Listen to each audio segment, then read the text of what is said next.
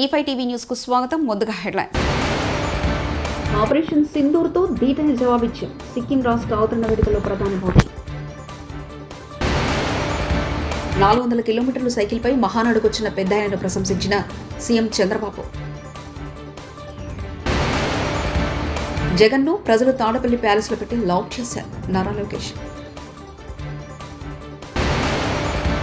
Gaddar film అవార్డుల ప్రకటన, ఉత్తమ చిత్రం కలిగి ఉత్తమ నటుడు అల్లు అర్జున్. 50వ రాష్ట్ర అవతరణ దినోత్సవం జరుపుకుంటున్న సిక్కిం ప్రజలకు ప్రధాని నరేంద్ర మోదీ శుభాకాంక్షలు తెలిపారు. వర్చువల్గా వారిని ఉద్దేశించి ప్రసంగించారు. సిక్కిం అభివృద్ధి కోసం రాష్ట్ర ప్రభుత్వానికి అన్ని రకాలుగా సహాయం చేస్తానని ప్రధాని అన్నారు. ఈ సందర్భంగా ఆపరేషన్ సింధూర్ గురించి ప్రధాని మోదీ ప్రస్తావించారు. పర్యాటక రంగ ప్రభావం ఎంత గొప్పదో సిక్కిం ప్రజలకు తెలుసు. పర్యాటకం అంటే విభిన్నత్వానికి ప్రతీక. ఇక పహల్గామ్ ఘటన భారత్పై జరిగిన ఉగ్రదాడి మాత్రమే కాదు, మానవత్వం, సోదరభావంపై జరిగిన దాడి అంటూ తెలిపారు. टीएमसी सरकार ने अपने शासनकाल में हजारों टीचर्स का फ्यूचर बर्बाद कर दिया, उनके परिवारों को तबाह कर दिया, उनके बच्चों को असहाय छोड़ दिया.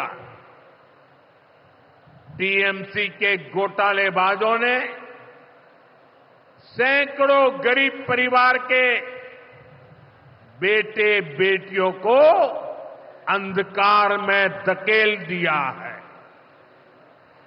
ये सिर्फ कुछ हजार टीचर्स के भविष्य के साथ खिलवाड़ नहीं है, बल्कि पश्चिम बंगाल के पूरे एजुकेशन सिस्टम को बर्बाद किया जा रहा है. टीचर्स के अभाव में लाखों बच्चों का भविष्य दांव पर है. కడప మహానాడు గ్రాండ్ సక్సెస్ అయిందని ముఖ్యమంత్రి చంద్రబాబు నాయుడు అన్నారు. కడప టీడీపీ మహానాడు బహిరంగ సభలో సీఎం ప్రసంగించారు. ఈ సందర్భంగా జై తెలుగుదేశం అని కార్యకర్తలతో చెప్పించారు. ముఖ్యమంత్రి రాయలసీమ గర్జన రాష్ట్రం అంతా మారుమ్రోగాలన్నారు. జనసంద్రంగా కడప నిండిపోయిందన్నారు. ఎన్నోసార్లు కడప వచ్చానని, ఇంత పెద్ద సంఖ్యలో ప్రజలు టీడీపీ మహానాడుకు రావడం చూసి కొళ్ళంత ధైర్యం వచ్చిందన్నారు. కడపలో మహానాడు పెడితే చాలా మంది అనుమానించారని సీఎం తెలిపారు. ఇది అవుతానే పిలిచి సన్మానం చేస్తాం. కోడూరు నుంచి 60 సంవత్సరాల వయసులో సైకిల్ వేసుకుని కడప మహానాడుకు వచ్చాడంటే అది తెలుగుదేశం పార్టీ పైన ఉండే అభిమానం. వారిని చూడండి తమ్ముళ్ళు, ఇలాంటి కార్యకర్తలు ఉన్నారంటే ఈ పార్టీకి పూర్వ జన్మ సుకృతం. తమ్ముళ్ళు గట్టిగా చప్పట్లు కొట్టి అభినందించండి. ఒక స్ఫూర్తి ప్రదాత. పార్టీ అంటే ఇట్లుండాలి. మనం అందరం ఈ మారిగా ఉంటే ఇంక వైఎస్ఆర్ కాంగ్రెస్ పార్టీకి అడ్రస్సే ఉండదు. అవునా కాదా? ఉంటామని చెప్పండి. అలాంటి కార్యక్రమాలతో ఈరోజు ముందుకు పోతున్నాం. నెల నెల పింఛన్లు ఇస్తున్నా మనం ఏ స్థాయిలో సంక్షేమం అందిస్తున్నాయో చెబుతుంది. దేశంలో ఏ రాష్ట్రమైనా 64 లక్షల మందికి పింఛన్లు ఇస్తున్నారా అని అడుగుతున్నా, సవాలు విసురుతున్నా. కడప గడపలో 3వ రోజు మహానాడు భారీ విజయోత్సవ బహిరంగ సభ నిర్వహించారు. ఈ సభను సీఎం చంద్రబాబుతో పాటు మంత్రులు, నాయకులు, కార్యకర్తలు అధిక సంఖ్యలో తరలివచ్చారు. ఈ సందర్భంగా హోంమంత్రి అనిల్ సభను ఉద్దేశించి మాట్లాడారు. ఆంధ్రప్రదేశ్ రాష్ట్రం ఉండాలి, మేము ఉన్నా లేకపోయినా మన బిడ్డల గురించి, మన భవిష్యత్తు తరాల గురించి ఆలోచించిన ఏకైక నాయకుడు ప్రపంచంలో ఎవరైనా ఉన్నారంటే మనం గర్వంగా కాలు రెగరేసుకొని చెప్పుకోవచ్చు, నా నాయకుడు ఉన్నాడు, చంద్రబాబు నాయుడు గారు ఉన్నారు అని. ఆ చంద్రబాబు నాయుడు గారికి వేదిక సాక్షిగా నమస్కారాలు, ధన్యవాదాలు తెలియజేసుకుంటూ, ఈరోజు గత 5 సంవత్సరాలు కూడా వ్యవస్థలని నిర్వీర్యమైపోయి ఉపాధి అవకాశాలు లేక, ఉద్యోగ అవకాశాలు లేక మొత్తం యువత అంతా కూడా తప్పుదారి పట్టి, గాంజా మార్గాన్ని బట్టి ఉపాధి అవకాశాలు లేక అల్లాడుతుంటే ఆ యువతకి ఒక మార్గదర్శకం ఇవ్వాలి అని చెప్పి ఆ రోజుల్లో రౌడీ రాజకీయాలు జరిగే పరిస్థితుల్లో, సైకోల్ పాలన పరిపాలించే పరిస్థితుల్లో ఆ రోజు ఒక్కగానొక్క బిడ్డ ఈరోజు రోడ్డు మీదకి వచ్చి అవమానాలు ఎదుర్కొన్నాడు, అపహేళనలు ఎదుర్కొన్నాడు. ఒక పక్క తల్లిని అవమానించారు, ఒక పక్క తండ్రిని జైలుకి పంపించారు.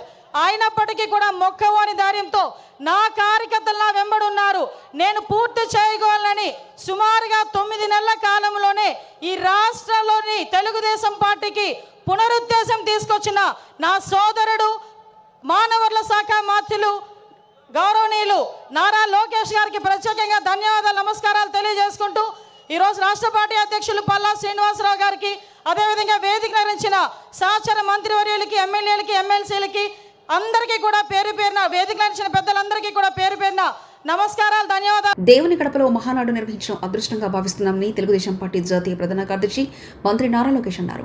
మహానాడు బహిరంగ సభలో తన ప్రసంగం పార్టీ శ్రేణుల్లో ఉత్తేజం నింపారు. పౌరుషం, ఆత్మీయత, మహిళలను గౌరవించడం నేర్చుకోవాల్సిన గడ్డ ఇది. మాస్ జాతర మహానాడు వదిలిపోయి పౌరుషాల గడ్డపై పసుపు జెండా రెపరెపలాడుతుందని ఉద్వేగంతో ప్రసంగించారు. తెలుగుదేశం పార్టీ కార్యకర్తలకు మీ అందరికీ నా హృదయపూర్వక నమస్కారం. తిరుమల తొలి గడప దేవుని గడప, ఒంటిమిట్ట రామస్వామి ఆలయం, ఆమీన్ పీర్ దర్గా, మరియాపురం చర్చ్ ఉన్న పుణ్యభూమి ఈ గడప. పౌరుషం, ఆత్మీయత, మహిళల్ని గౌరవిస్తాం నేర్చుకోవాల్సిన గొప్ప గడప ఈ కడప. మాస్ జాతర మహానాడు అదిరిపోయింది. పౌరుషాల గడ్డపై పసుపు జెండా రెపరెపలాడుతుంది. దేవుని గడప కడపలో పసుపు పండగ నిర్వహిస్తాం. నా అదృష్టంగా నేను భావిస్తున్నా.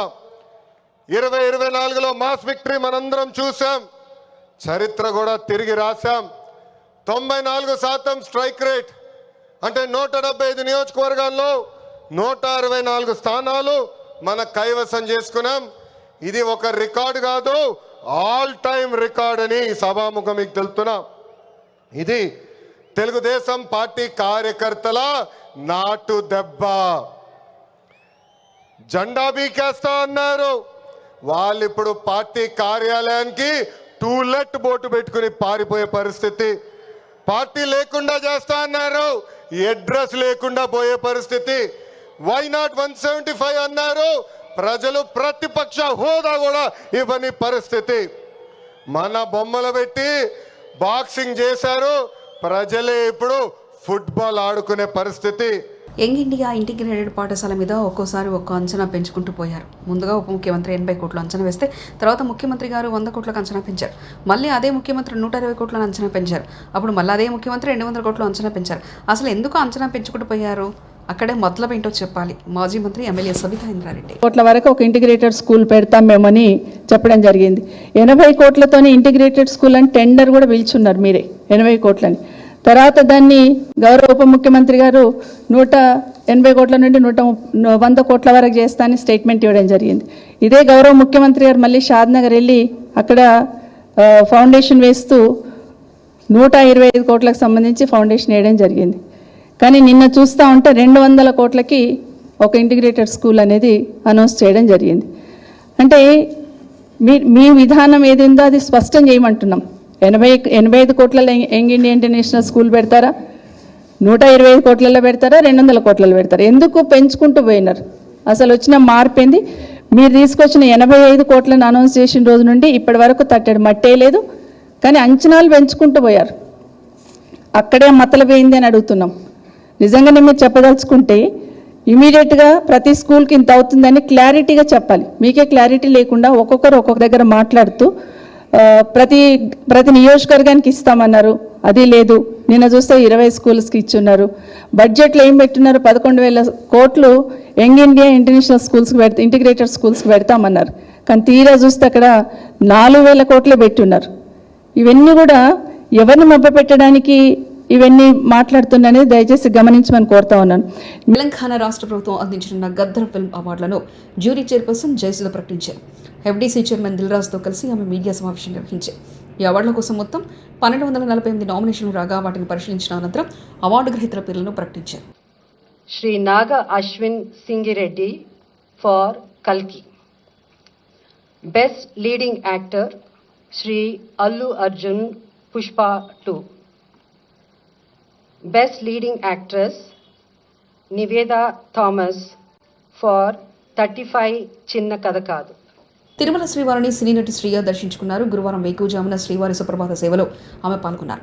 దర్శనానంతరం ఆమెకు వేద పండితులు ఆశీర్వచనం చేసి స్వామివారి తీర్థప్రసాదాలను అందజేశారు.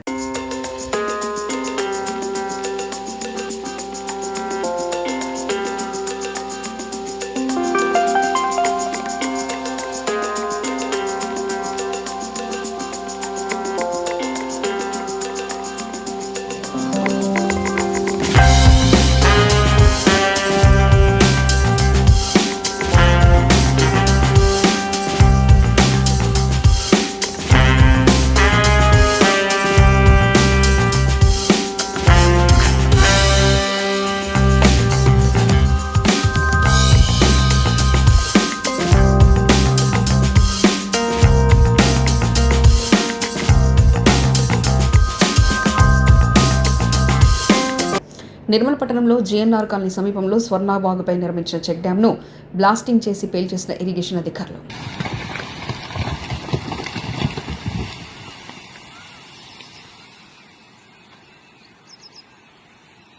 మంత్రుల రివ్యూ మీటింగ్లో ఇతర మంత్రుల కోసం దాదాపు గంట సేపు వేచి చూసిన తుమ్మల నాగేశ్వరరావు ఖమ్మంలో జరిగిన మంత్రుల రివ్యూ మీటింగ్ కోసం సమయానికి వచ్చి అధికారులు ఇతర మంత్రులు ఎవరో రాకపోవడంతో దాదాపు గంట సేపు వేచి చూసిన మంత్రి తుమ్మల నాగేశ్వరరావు.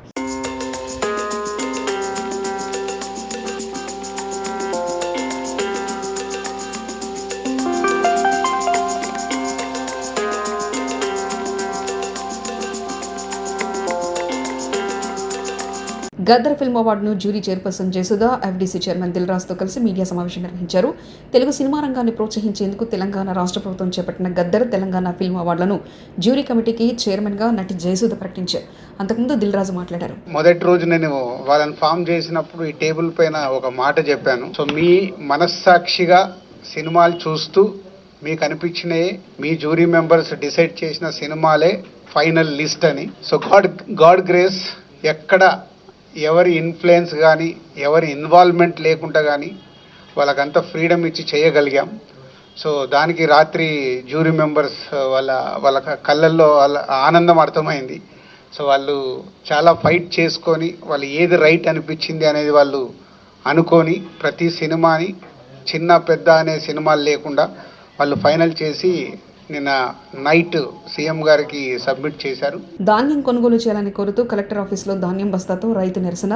నిర్మల్ జిల్లా ధాన్యం 15 రోజులైనా ధాన్యం కొనుగోలు చేయలేదని వెంటనే కొనుగోలు చేయాలని కోరుతూ కలెక్టర్ ఆఫీసులో ధాన్యం బస్తాతో నిరసన తెలిపిన రైతు లక్ష్మణ చాంద మండలం బాబాపూర్ గ్రామంలో ఏర్పాటు చేసిన వరి ధాన్యం కొనుగోలులో జాప్యం చేస్తున్నారనే ఆగ్రహం. బస్తాకు 41 కిలోలు తూకం వేస్తున్నారని, అకాల వర్షంతో ధాన్యం తడిసిపై మొలకలు వస్తున్నాయని వెంటనే కలెక్టర్ స్పందించి ధాన్యం కొనుగోలు వేగవంతం చేయాలని కోరిన రైతులు.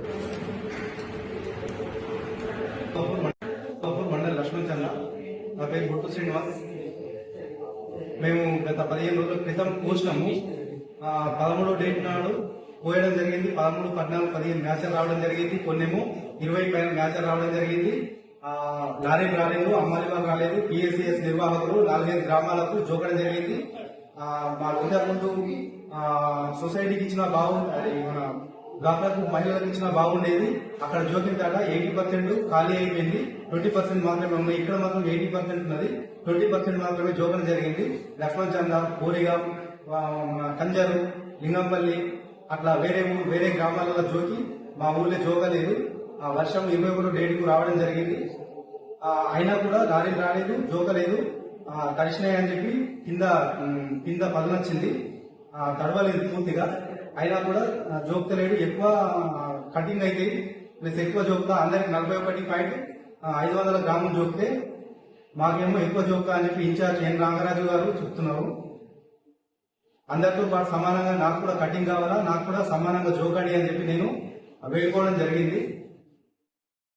కడపలో నిర్వహిస్తున్న తెలుగుదేశం పార్టీ మహానాడు ప్రాంగణం జనసంద్రంగా మారింది. 3వ రోజు భారీ బహిరంగ సభను ఏర్పాటు చేసిన నేపథ్యంలో పార్టీ అధినేత సీఎం చంద్రబాబు ప్రసంగం వినేందుకు తెలుగుదేశం పార్టీ కార్యకర్తలు పసుపు జెండాలు చేతబట్టి ఉత్సాహంగా గడపకు తరలివచ్చారు. చొక్కా వేసుకున్నాడని వాడిని బెదిరించి కేసులు పెట్టిన నేపథ్యం నుంచి ఈరోజు ధైర్యంగా పసుపు చొక్కా వేసుకొని, పసుపు టోపీ పెట్టుకొని, పసుపు జెండా పట్టుకొని సుదూర ప్రాంతాల నుంచి ఆపరేషన్ సింధూర్తో ధీటైన జవాబిచ్చారు సిక్కిం రాష్ట్ర అవతరణ వేడుకలో ప్రధాని మోదీ. 400 కిలోమీటర్లు సైకిల్పై మహానాడుకొచ్చిన పెద్దాయనను ప్రశంసించిన సీఎం చంద్రబాబు. జగన్ను ప్రజలు తాడపల్లి ప్యాలెస్లో పెట్టి లాక్ చేశారు నారా లోకేష్. గద్దర్ ఫిల్మ్ అవార్డుల ప్రకటన, ఉత్తమ చిత్రం కల్కి, ఉత్తమ నటుడు అల్లు అర్జున్. ఇవి బులెటిన్ విశేషాలు. చూస్తూనే ఉండండి E5 టీవీ న్యూస్.